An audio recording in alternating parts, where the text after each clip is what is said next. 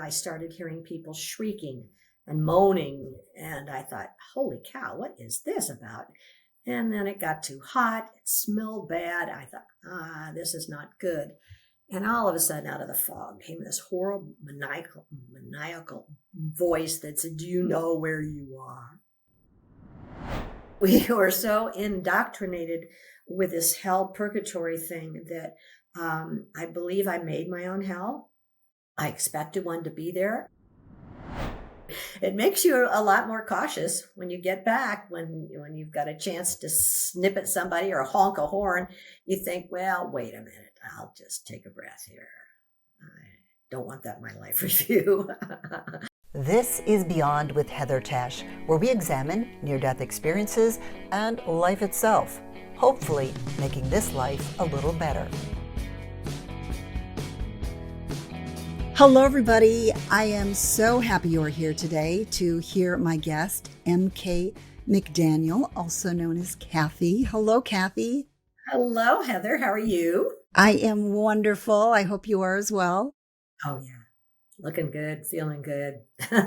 Oh, that is great, especially considering the experience you had. Yours is very unique because you had a terrifying one. It was a hellish experience. And, we often don't get to hear these experiences. So I'm really happy you're here today to share your story. And if you just want to jump in, tell us what happened and, share all the things that you went through. Well, I think it's important to say that I was raised in a good Catholic family and always went to Catholic schools, followed the rules, and really absorbed and believed everything I was taught, especially the part about hell, because there was a lot of concentration on that by the nuns. And so I think later on that was an influence in what happened to me when I died. I was taking care of a friend, a very good friend. In fact, we've been engaged for 7 years, and then he had to move to the East Coast. I was on the West Coast and with my family and my business, and it just wasn't going to work out. But he called up and said that he'd been diagnosed with leukemia and was going to have to go to Seattle for treatment at a facility that did experimental things. And so he was only 52, 53 years old. And I said, sure. So I dropped everything. We were told it'd be a 2 or 3 month experience. And it turned into almost 9 months. Heather, we were up and down, back and forth. He'd be better, he'd be worse.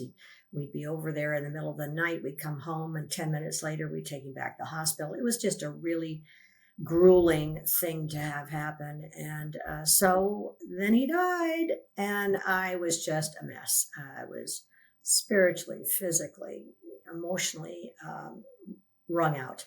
I had met a nice guy up there. Once a month, I got to go out and go do something fun. And anyway, we were sort of dating along the distance.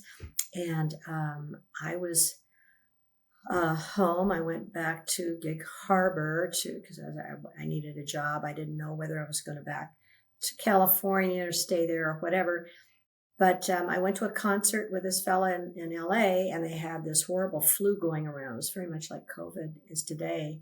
So by the time I got back, and because I was so run down, I got super sick. I called him in the middle of the night. I was coughing up blood. I said, please, you got to come get me to the hospital. I'm on the 3rd floor, no elevator. I can't make it. So he came in the middle of the night and drove me out to one of these 24-hour places. And by the time he got there, opened the door, and I passed out. I was just gone. And he carried me in. He wasn't much bigger than I was, into the facility, and they couldn't find a pulse. So they called an ambulance and got me to a hospital about 20 miles away. And I woke up in the hospital in an oxygen tent with my parents there from California, my daughter there from Colorado. And I thought, what's going on? And they said, well, you're very, very ill. They give you about I think it was 38% chance of making it. It was a syndrome, so it did not react to medications. And the doctor came in and says, we're losing you here and we don't know what to do. So we're just going to put you in a coma. We're going to pull out all the stops. We're going to try everything we can think of and try and save you. And that's the only thing we can recommend. So the family and I looked at each other, thought, what, but so he said, yeah, okay, let's do it.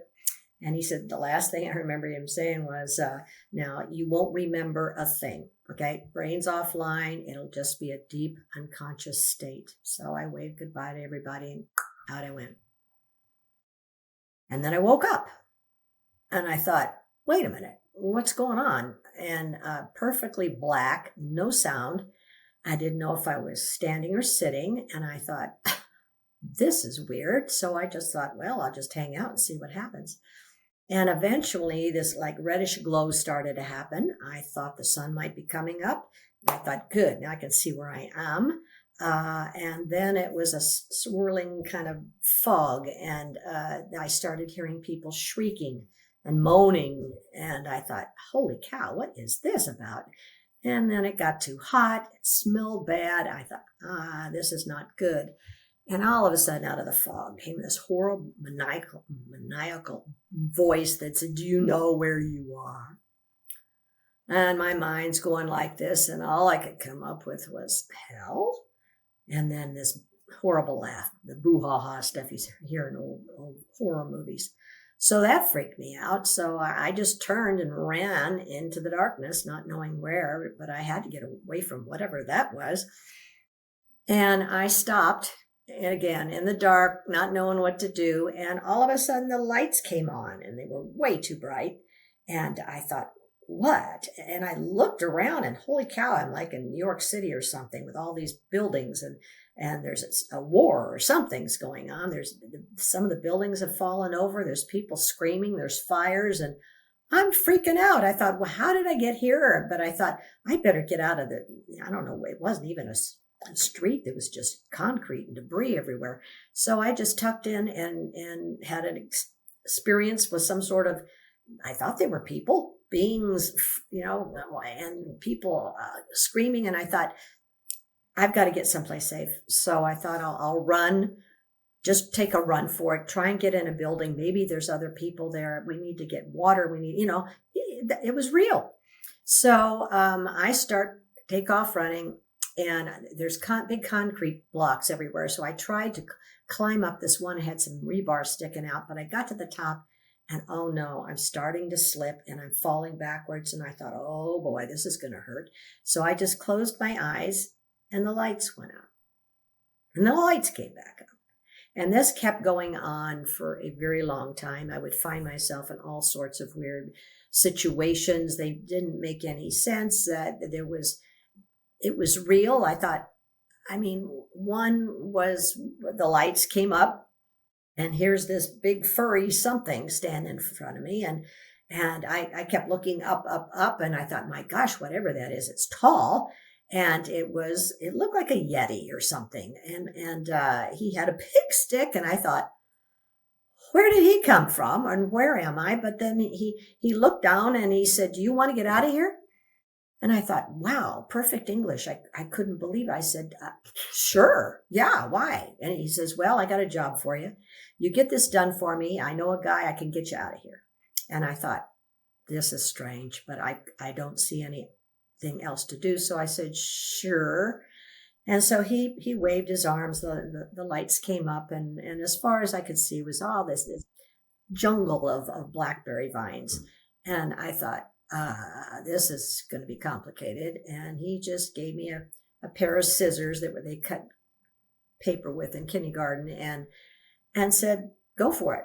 Cut them all down and I'll get you out. Well, I knew it was impossible, but I thought, well, I've got no other place to go or what to do. So I did. I crouched down and I started gnawing on one of the canes and finally got it cut away. And I went to put it behind me and turned around again. And the darn thing grew all the way back. So my friend over there is laughing hysterically. He thinks that's funny, and I didn't. So I thought, well, I'm not a quitter. I'm a survivor, and I'm going to just keep at it. So I started to cut again, and the lights went out. The lights came out. Another time I was in what appeared to be a hospital, it was just all white walls, white floors, ceiling, and all that. And there was a door on either side of me. So I looked straight ahead and, oh no, there's one of those furry things down there at the end again. He had a truncheon this time, like they could use in prison. And I thought, oh, darn it. So I thought, well, which door do I go in? But when I'm just in the time it took me to shake my head left and right, he's right in front of me and said, you got another job. And I thought, where am I? What is going on? I said, what now? And he says, well, you go in that room, they'll give you stuff and you take it across the hall. I'm watching you. You go in that room, you put it all down, and then you come back and forth. And that's all you got to do. I thought, well, if I go in there, possibly there's going to be humans. Maybe there's a back door. Maybe I can slip out, get away from this guy. But when I walked in, there were gurneys lined up. And I thought, what's going on here? I thought, well, maybe this is a hospital. But there seemed to be white sheets over the legs of these people that were laying on their backs. And then there was stools in front of the people. And there was a person, doctor, I don't know what, they had white bloody clothes on. And they were all lined up. And I thought, what is going on here? And so one of the doctors raised his little bloody glove and I just stared at him, and he turned around and said, get over here. And I thought, oh, cool. Okay, it's my job. All right. So I went over there and he said, put your arms out. And I did. And he just slopped whatever it was he was working on into my hands. And I just stared at it. And he says, take it to the other room. So I was going back, and it dawned on me that this was what was left of a. And I thought, oh my God, it's and I was so this was not okay with me. And I went out in the hall, and I'm just looking at this Yeti thing and just staring at him like, are you kidding? And he says, over in the other room, put it down and come back. So I thought, well, other room, maybe there's a way out. I went in, and oh my gosh, it was this huge, huge room with piles and piles. And I thought, oh, dear God, the smell was awful. And I put that down, and I thought, oh, no, I can't do this. I went out in the hall. He says, okay, back you go. And I said, no, I'm not going to do it. I said, it's terrible. I'm not going to do it. And he just shook his head, and he says, it's only going to get worse. And I said, I don't care. Boom, the lights go up. So the lights came up again. I don't know how long I was there. When you're on the other side, it's really eternity. There's no time. There's no watch. There's no moon or stars or anything. So it's just always now. And it took a while to get used to that feeling, but it just kept going. And on the road, when I got on the road, at least it was safer. I felt like I could kind of do a 360 and see if anybody was creeping up on me. As far as I could see, it was just this rocky road. Occasionally there'd be a pile of rocks or, dirt. The horizon, it looked like there was fire coming up over the end of it. But there was no smoke. I just kept walking. And then there was different people that I ran into on the road. Just all of a sudden there would be some people inexplicably, not even waiting for me, just being. And one was particularly unusual in that it was people that I knew on Earth that were relatives, and they were living people. So again, I didn't have the sense that I was ever dead. There's a lady doing a book on that. There's not too many people that see living people. But anyway, I approached her. I was hungry. I was tired. I was really worn out. And I said to her, I called her name, and she looked at me and she didn't recognize me. And I thought, I wonder what's going on. She had prepared this huge banquet. She was a wonderful cook, and she had, tables of food. And I said, well, look, I know you're busy, but if you could just get me a small plate of anything and a glass of water, I would totally just be so appreciative if you would take the time. She looked at me and she says, well, this is for the important people. And I thought, ooh, wow, we're really close, and that hurt. So I said, sorry to bother you. And I kept walking. different things unfolded throughout. It's a little lengthy to go into here. It's all in the book in great detail. I think towards the end, and I didn't know it was going to be the end, I on the road, there were, all of a sudden, I'm joined by these people or something. It's dark up there. It's dusk all the time. You can barely see. And they seemed to be in dark clothes, and they were kind of wandering back and forth across my road. And I thought, well, I'm afraid to go off-road here. I don't know where I'd end up. Maybe I stopped and kind of paid attention to what they were doing, and they were kind of muttering to themselves, and they were just limping and dragging their feet and growling. And I thought zombies was the closest thing I could come to. And I thought, oh, now what? I thought, well, if I could just, slow my gait, look at the ground, do a little mumbling, drag a foot, maybe I'll just, weave my way through this crowd, probably about 20 of them, and get on the road and take off and keep going. There's got to be a way out of here. And so I got about to the middle of that group. I'm really playing my role, and they all froze. And I thought, oh no, they've detected me. I just guess I'll freeze too. Maybe they'll start up again and I can sneak out. But no, they kind of started forming a circle around me. The men did, you could tell them. And then the women who had ratty looking scarves went to the outside. And I thought, this isn't going to end well. And then one of them punched me in the chest, and I remember falling down. Another one came up and kicked me. And then there was just this horrible going on, and nobody to help me. I was totally helpless. It was a terrible experience. And then they were all ill with something. And then this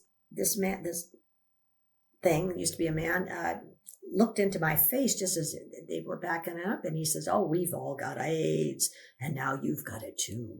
And the bad thing about it is you can't die. You're going to just get sicker and sicker. And then he backed up laughing, and this other demon lady came over and said, get up. You're with us. You're with us now. So I was grateful to get away from those creatures. And as I followed her, I saw there was several other women that looked like they'd been through the same thing I had. And she said, okay, come on. Get in line, follow me. So instead of this dark, we came to this, I don't know if it was a tree line or what, but all of a sudden we're out in someplace stark white. There's snow as far as you can see. It reminded me of a tundra. It was freezing cold. And she says, okay, come on, we have to go. So get in line. So all I know is when it started snowing, we got ratty clothes on. And as we were walking, by the time we got there, the snow was chest high. So I know time was very long and very miserable, and cold as hell is a real thing. And we came to this horrible shack, and it was in the middle of nowhere. And we thought, oh God, at least we can get out of the wind. Well, it had no insulation. The window's glass was broken out, and she just shuffled us all in and said, sit down. Well, there's no furniture. So we're sitting on the floor, kind of huddled together, thinking, oh my gosh, how did we get in this situation? And I'm thinking still, there's gotta be a way out of here. And so, I said to her, my gosh, I've been here a long time, and this really seems to be about the worst situation I've been in. Is there something I don't know? And she says, well, it's Christmas on Earth. That's always the worst day in hell. And I thought, hell? Oh, wow, it's just crashing down on me. What's going on? And I thought, wait a minute, I don't belong here. I was a good Catholic girl. There's got to be this is not right. And I was mad. And I thought, I know how to get her goat. So I started singing a Christmas carol. And I was singing Away in a Manger. No crib for his bed. And she just turned around and couldn't believe it. She said, shut up. And so the other ladies thought, aha, she's bugged. Let's do it. So we kept singing, and we got to the part, and the little Lord, and just as I was just going to say the next word, she shrieked and jumped at me and the lights went out. And I thought, oh, well, thank goodness I'm getting out of that mess. I don't know where I'm going next. But the lights came up. Whoa, but this time it was totally different. I was just like thrust into this, I don't know, it's almost like a cloud of mist and sparkly of joy and bliss. And I was so happy. And I thought, oh my, I don't know where I am, but I do not want to leave this. This is where I want to stay. Just tumbling, just feeling such joy and such happiness. I didn't remember the earth, my family, nothing. Just this love. And so it started to kind of, I don't know, solidify somewhat. I felt like it was kind of parting and moving, and it looked almost like the inside of a cathedral. There was no windows, but just kind of white. And I was looking around and oh my gosh, who's standing in front of me 10, 15 feet away was my friend who just died the month before, my friend. And I was so excited to see him. He looked great. When you die of leukemia, you don't look great. And he looked younger and he was happy and he was smiling. And I thought, oh shoot, he doesn't know he's dead. And he really started laughing then. And I thought, how did he hear me? I didn't say that out loud. And I thought, oh no, he's dead. I'm dead. This is heaven. This is too cool. I am so excited. I'm so excited. This is so much fun. I said, why are we standing here? Come on, show me around. This is great. And then I caught out of the corner of my eye this big table with a book open, huge book, about halfway. And I thought he was showing me something in that darn book. What was it? And I thought, all I remember saying was, oh no, that's going to be too hard. I want to stay here with you. And I looked back over at him and he's got this look like, and he said, now, Mary Kay, you've got too much left to do. They're throwing me out. I said, no, absolutely. I just went through, no. And I just crossed my arms and I stamped my foot. I remember that I was just like a 2-year-old. Lights went out. There was a little timeout period where I walked along the stream and met a couple of nice ladies that kept encouraging me to go back. And finally, the lights came up. They were way too bright. I couldn't move. It was too hot. There's people or some beings milling around. And I thought, oh, no, I'm back in hell. And then one of them turned around and said, Mom's back. And I thought, what? And I thought, oh, that's my daughter. And then people are that's my mom and my dad. And they're all screaming and they're clapping their hands and I can't move. And I thought, what's going on? So everybody shut up, now she's freaking out and I just leave her alone. And I thought, I don't like this, whatever is going on. And my daughter sits down. I'm trying to make eye contact because I can't move my head. And she said, now, Mom, you've been in a coma for almost 3 weeks. We didn't think you were going to make it. You're safe now. You're going to be okay. And I thought, no, I'm not. I can't move. I can't breathe. And I want to go back there. I don't want to be here at all. So I was in the ICU for a month, almost 3 weeks in the coma. And then I had to cheat to get out of there to go into a physical rehab facility. They wanted to just stick me in a convalescent home and let me die. And I fought that. And so I was given a month trial by my insurance company, but I had to follow strict rules and get all, improve in this amount of time and all that. So I was really working myself. I was unable to move for a long time. I had no muscle mass left, so I had to work on that. And then since you don't have muscle mass, you don't have muscle memory. So you don't remember how to walk or crawl or swallow or talk or do anything. So it's like being a baby. So I got to learn all that. That's very embarrassing. Got out of there. I ended up marrying the fella I had been dating. I had been told by the ladies by the stream that I was to live with him. And so we were married for 10 years, 11 years. And in that time, I slowly got my health back, but mental health was a problem. I didn't want to be here. I didn't know why I'd gone to hell. I was afraid to live again because I didn't want to earn more purgatory, which is hell in the Catholic tradition, and have to go through that again. Nobody'd listen to me. They said, oh, it was the drugs. You'll get over it. It'll go away. It didn't. And I kept writing it out. I thought if I could just put it on paper and get it out of my mind, it's just so fresh. And that didn't work. It took 10 years to find IANDS. That's the International Association for Near-Death Studies. With a series of synchronicities, it was time,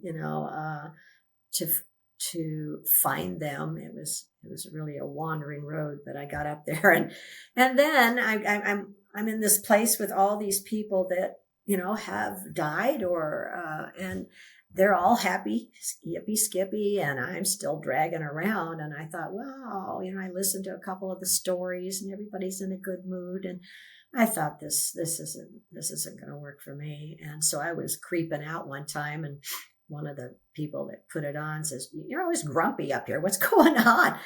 I says, "Well, that's not what happened to me."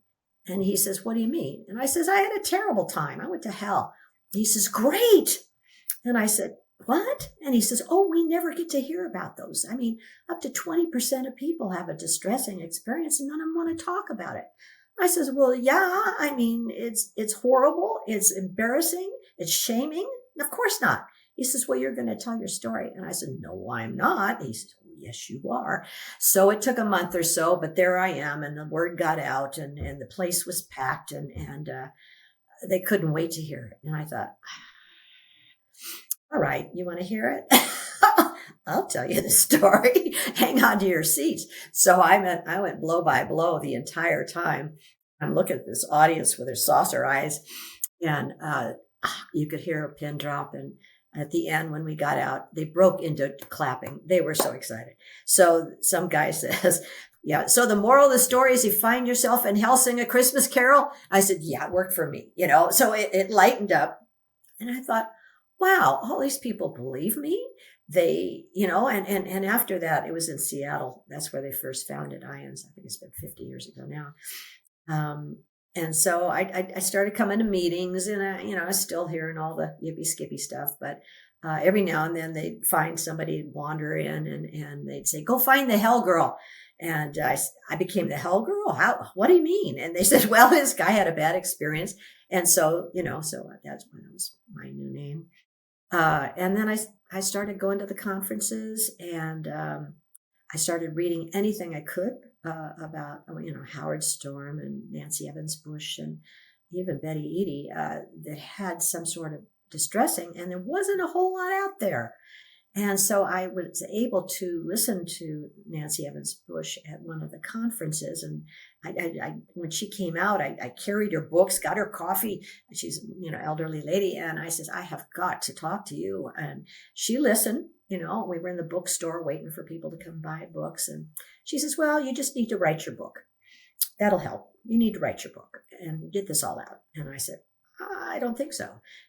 She says, "No, you do. You need to do that." And I thought, oh, well. And then at the next conference, I didn't really want to do that. And then some other lady that had a booth there, she was a medium. I didn't know what that meant at the time, but she stepped out in front of me one time and said, "They say you need to write that book."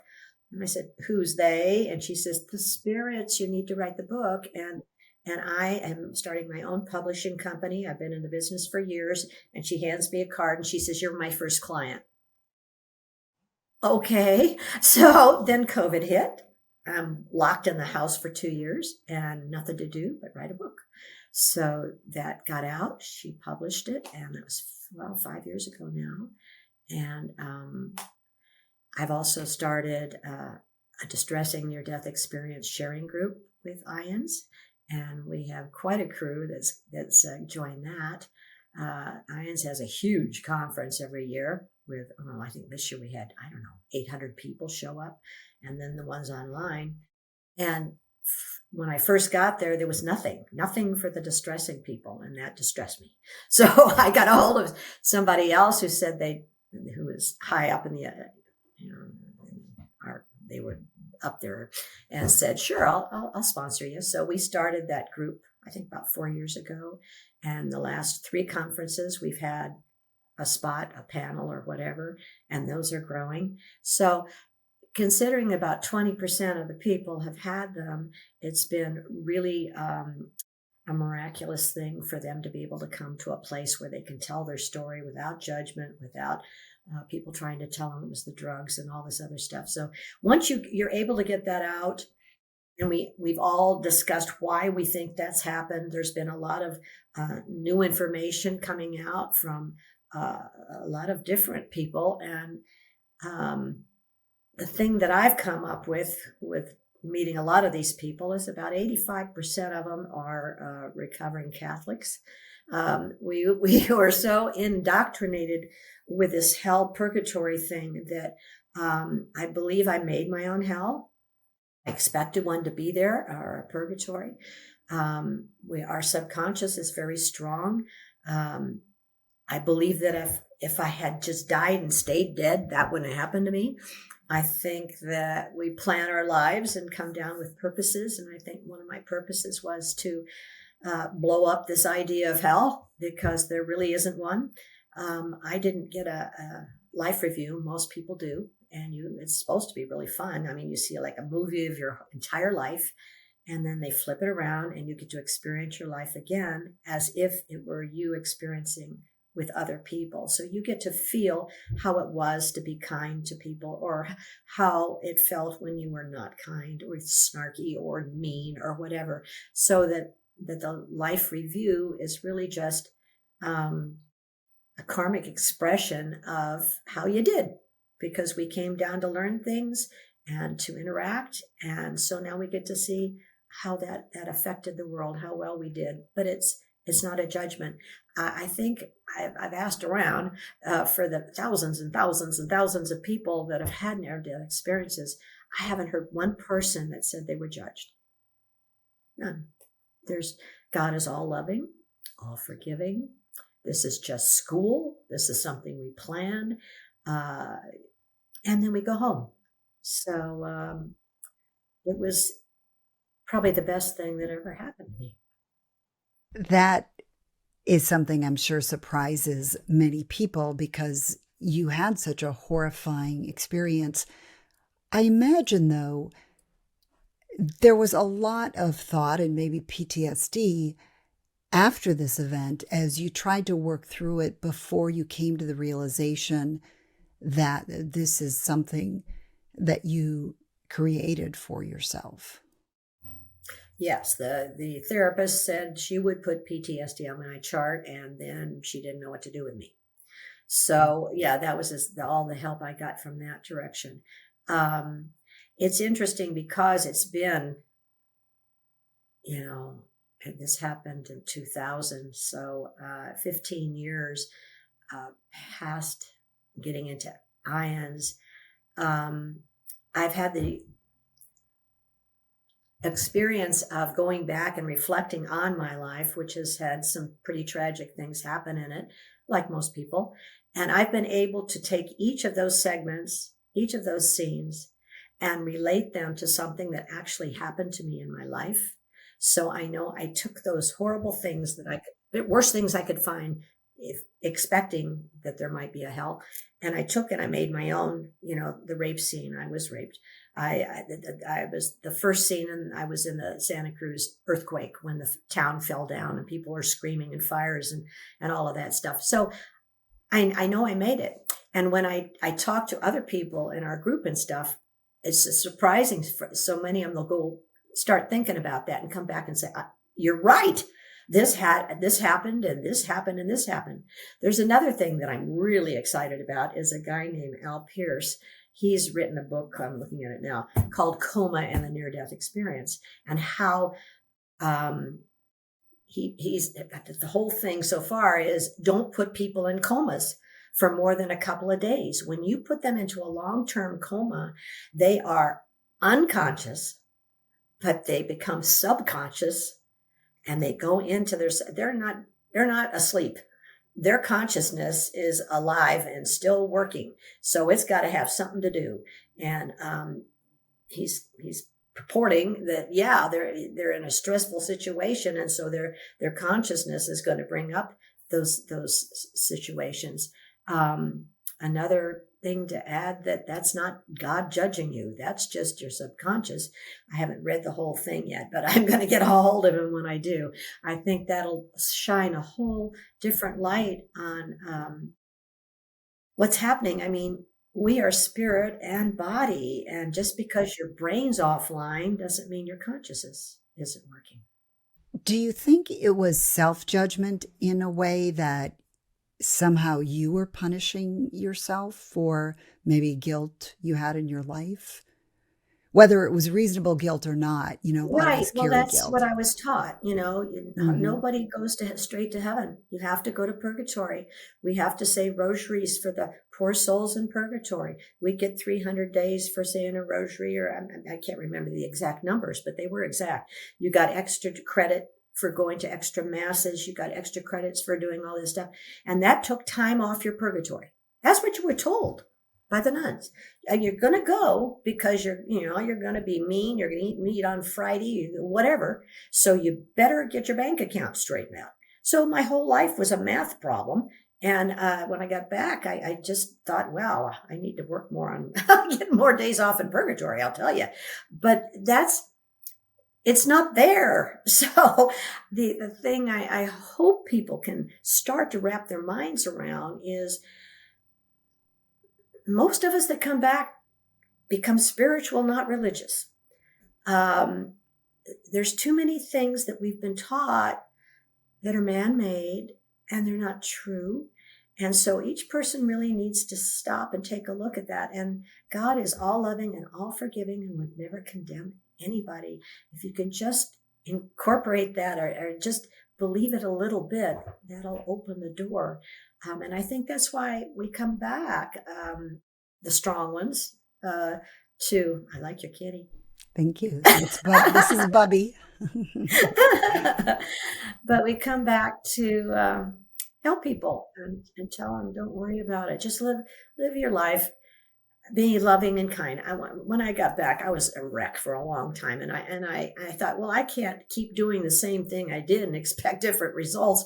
So I just prayed like crazy. Give me something positive to do with my life. Not the thou shalt nots aren't working, obviously. So I was told very clearly to be loving and kind, merciful and forgiving, encouraging, grateful, non-judgmental, and useful. And if you can't remember all of that, Kathy, just be loving and kind. And that's just really turned my life around. It took a while because you're not used to it, but I think that's really how I'm trying to live now. I heard you say that, and so I jotted those down for myself. Because cool. I think it's just such great, it's such great wisdom, and it's so simple. Yeah. The one that I thought was interesting was that, how you say one thing's not like the others, was be useful. I thought that was an interesting one. That's the one I'm in now. I thought, well, what is that? But again, the voice, when you get back, you've got this, your conscience, whatever it is, it's loud. And I was told, senior center. I kept hearing that senior center. I thought, huh? And I thought, well, I looked it up and I went down and found the senior center in where I live. And, it was pretty empty. There was just a couple of guys sitting at a table and arguing. And there was a lady behind the desk and she was typing or something and it must have been in a bad mood. I walked in and I'm kind of looking around thinking, well, this doesn't look like much. And she says, what do you want? And I thought, well, that wasn't a very nice greeting. And I said, I want to be useful. She says, what? And I says, I want to be useful. She said, fine. You see those two guys over there? Go take care of them. They're driving me nuts. So I thought, well, this is strange. But I went over and I sat down and they were arguing about something. And they thought, who's this broad? What's she doing here? So they were talking about the war, that time when it was just starting. And He said they should go kill everybody, and they should. I says, well, that's a terrible. What is this? Is the conversation? I'm going to come in a place like this. You guys are talking about killing people. Can't you talk about anything else? So other people, they looked at me like, who's this broad? But more and more people dribbled in and started sitting down, but they didn't want to sit with these two guys because they were always fighting. So, but they were curious about who I was. So, we started getting a table, and every now and then I'd say, I don't want to hear about that. They go like that. We changed the subject. So we've got a really big crowd. That was, I think, only 2 years ago. And, the lady not too long ago said, Kathy, I just want to tell you, I'm so glad you're here. When you first came in here, I was losing my mind, but she says, since you got here, there's this different vibe. Everybody's being nice to one another. They're giving hugs. I did a thing on hug therapy one day. And I'm just so glad you're here. And I thought, useful. That's it works. I thought that's so cool. And it's a whole different place down there. I'm very happy there. I love that. One thing I know that's confusing to people at home, and so I'd love to chat with you about this, that when people have near-death experiences, a lot of times they initially see what they expect to see. And I think when you talk about, your subconscious, people are saying, well, was this just something in your mind versus something real? Mind is body. Mind is body. Consciousness is that part of God that we all are. So if your brain's offline, you can't think. You can't imagine. You can't make things up. That was a soul experience. That was who I really was going through that. My body was over here. Same thing with people that are, have a heart attack. They're gone. And it's their spirit that's going to heaven and coming back or whatever.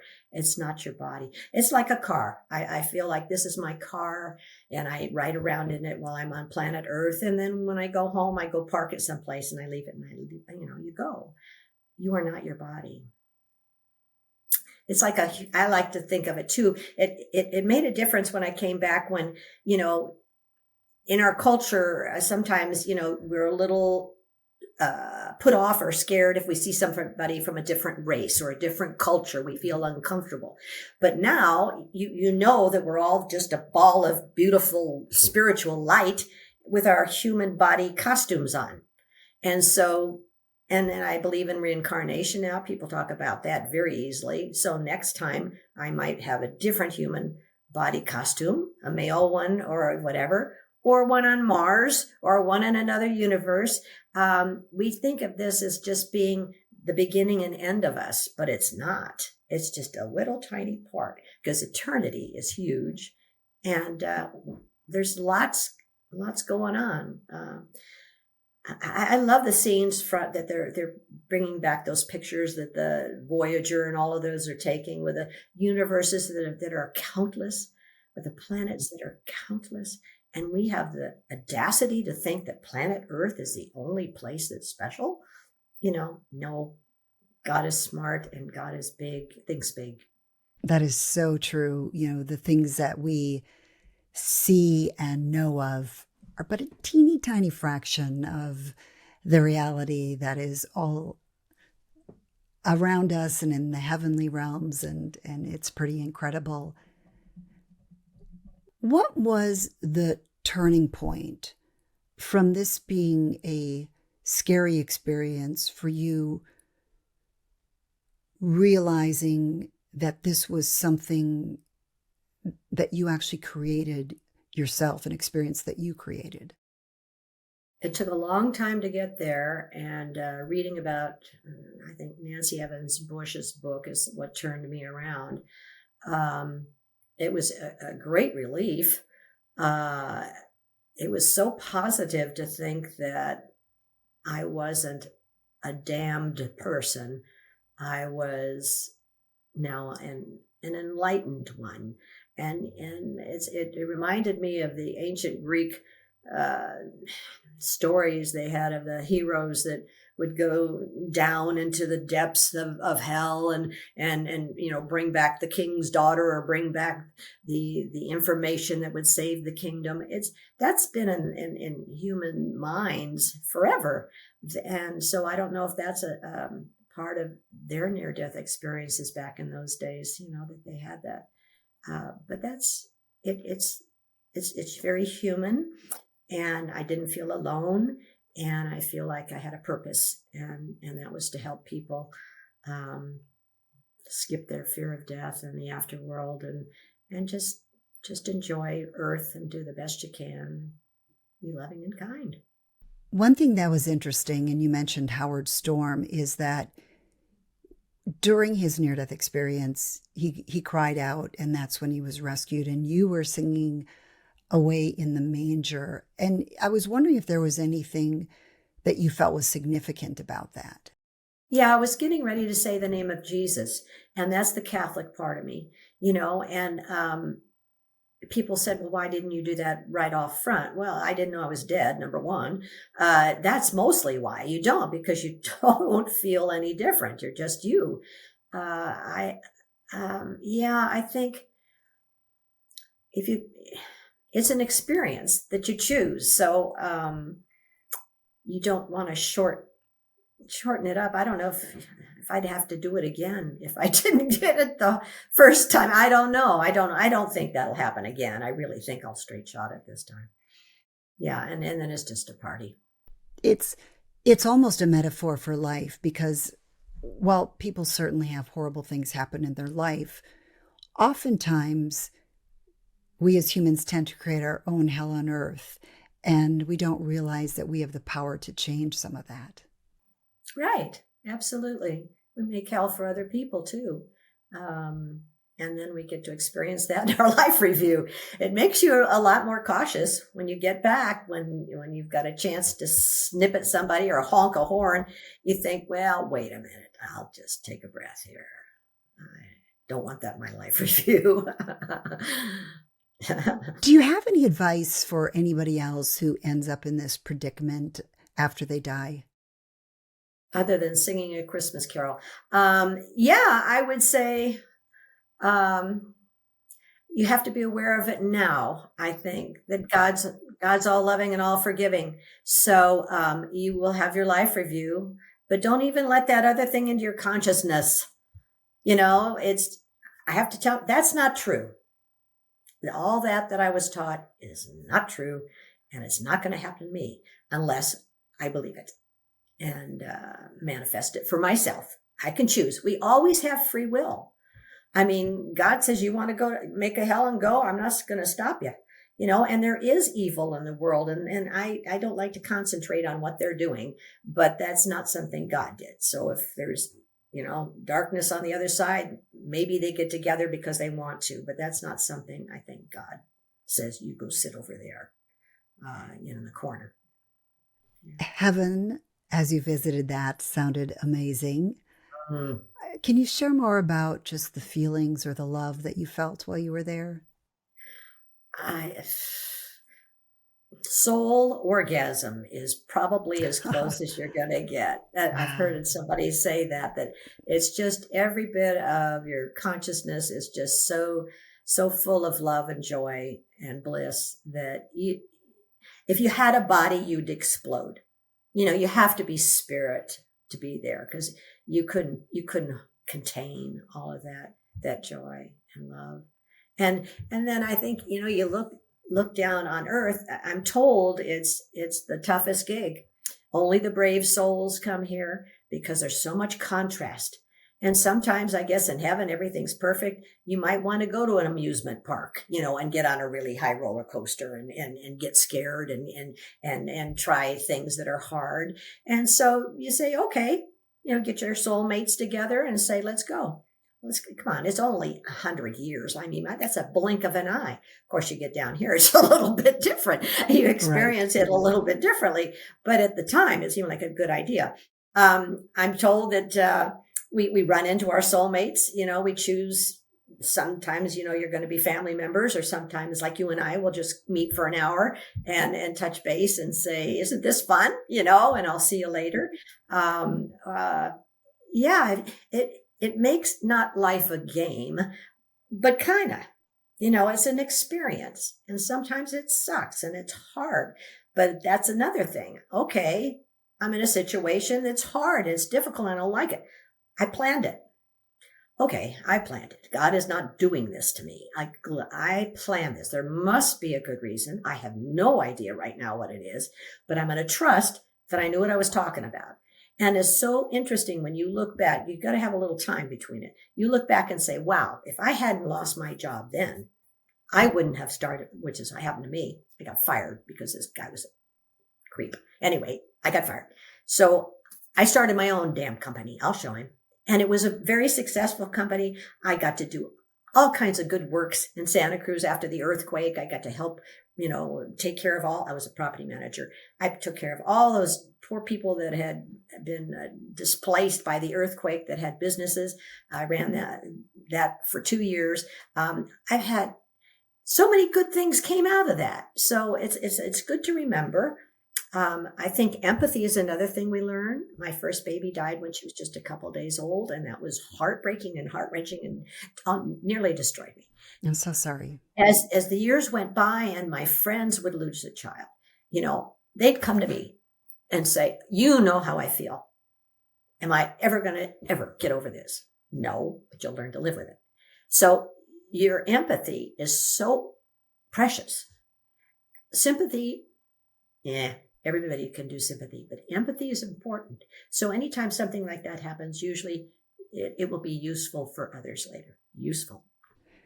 I think that is so true. And we sometimes strive for all of these successful things in life. And yet I do think that when you go through something very challenging and hard and you learn that empathy that you can then extend to others, it truly is one of the greatest gifts that we gain in this lifetime. It's just really hard to see that when you're going through it. Yeah. So life's interesting. Earth is interesting. Yeah. When you saw the book, when you were in heaven, you're with your friend, did you feel then that was showing you, or you were able to see and you don't remember, what was ahead for you in this life? Oh, yeah. Because I was told you have too much left to do, Heather, and I wake up and I can't move, I can't talk, I can't breathe. And it was like, I can't go back there till I get all this too much to do crap done. Yeah. It's impossible. And so as I got better, I got a phone call one day from Kirsty Salisbury in New Zealand. And she says, I heard that you had a near-death experience that was distressing. I had one too. Could you come on my podcast? And I said, I don't have enough money to go to New Zealand. She says, no, you do this on the computer. So that was my first chat, understanding about that. And now I'm getting close to 190 that I've been on in the last 5 years. Yeah. And just 2 of them alone had over 1 million views each. So how was I going to get all this stuff done? I figured it out before I came down here. You come down when they're going to have podcasts. So, that's what I was really overwhelmed with that. But now I figure out one of these podcasts, I'm going to get off and I'm going to have a heart attack and die. And I could go home because I finally got everything done. Not quite that bad, but, I know that there's a way to do it now, and it's been fun. I've loved meeting people from all over the world, and just, it's exciting when I get an Amazon thing said you sold a book in Germany and Japan and in England. And it's like, I had too much left to do, but it's getting done. It's just interesting. You got to trust. I understand that too, because I'll see I've got a viewer, that will write in the comments and they're from Germany or I have some from Australia, and it's always fun when they're from other parts of the world. Yeah. You've really had such an interesting transformation through all of this. And I know you lay this all out in your book. So tell us about your book. I will have a link in the description, but you can share where people can find it, or if there's a way people can connect with you or just find out more about you. Yeah. I have a book, MISFIT in Hell, to Heaven Expat, because I believe we all start in heaven. We come down, we do our work, and this is another country, and then we go back to heaven, which is our home. And it's on Amazon. It's on Barnes & Noble, all kinds of book places. My website is the same title, www, and then title of the book. And if you send me a message, I get back to people. I have a lot of people ask questions, and that's fine. Yeah. And then lots of podcasts. As we leave, if there's one thing that you hope that people take away from this conversation, what would you want that to be? Don't be afraid of death. That's the biggest gift, when you can go through life and not be afraid. It's all good. We come down here and it's a happy ending. It may not feel like it, but when you get on the other side, you'll just laugh and say, wow, that was a ride. And it's so ironic that somebody that had this hellish experience is saying that. So I appreciate you stepping us through your evolution of what that was all about. Yeah, it wasn't about God's punishment. It was about me trying to figure things out and have no fear. Another thing that happens to a lot of us that come back is we become interested in hospice. And I was there for a couple years because you're just so jealous. They're going home. Jealous, or also what I've noticed with those of you that have had near-death experiences is you're just very kind and loving people, and you are trying to serve people and serve the world. So I think that had a lot to do with it. It's our job. Kathy, thank you so much. This has been such a wonderful conversation. It was a tough conversation. Yeah. You experienced some horrible things, and I really appreciate that you are brave and willing to share this with people, because I'm sure there are people that will be helped by this. I hope so. Thank you for what you do. I appreciate you. You are so welcome. Bye-bye. Okay. Bye. Thank you to all of you who stuck around to the end. I realize we covered some very distressing things during this episode. I was really grateful that Kathy's near-death experience ended on a very positive note. It was so interesting to follow her journey and also the conclusions that she came to about her near-death experience. I'd be curious if it changed your perspective on the things that she talked about. I also realize that not everybody is going to agree with her conclusions, and that's fine, but please always be respectful in the comments. In fact, something in the comments you may want to talk about, I wrote down, typed up actually, her words of wisdom, because I just thought they were such great reminders for each and every day. Be loving and kind, be merciful and forgiving, be grateful, be encouraging, be non-judgmental, and be useful. Really great advice for all of us. You can also, of course, just say you made it to the end. Some of you like to comment about Bubbie. I always enjoy hearing that as well. I will have a link to her website in the description. You'll also find a link there to her book. In fact, that link will take you to my Amazon page, and all of the books I've ever mentioned on my channel will be on that page. So it's a great resource if you're looking for something to read. And then, of course, a great resource if you're looking for something to watch would be my channel. I have a link in the description to my channel. You can also just type in Beyond with Heather Tesch. And on my channel, you'll find my newest episode along with all of my past episodes. If you are new here, please go back and watch them. I've had so many incredible guests. And speaking of incredible guests, I do have another one coming up next week. So I sure hope you'll join me. Please come looking for me. Don't count on YouTube to send it out. Thanks so much for being here today, everybody. Take care. Thanks for joining me on Beyond with Heather Tesch. Please add comments and questions you'd like future guests to answer. Also, if you liked what you heard, please hit the thumbs up button and subscribe. That'll help keep this podcast going. You can also go to Beyond with Heather Tesch to look for more episodes.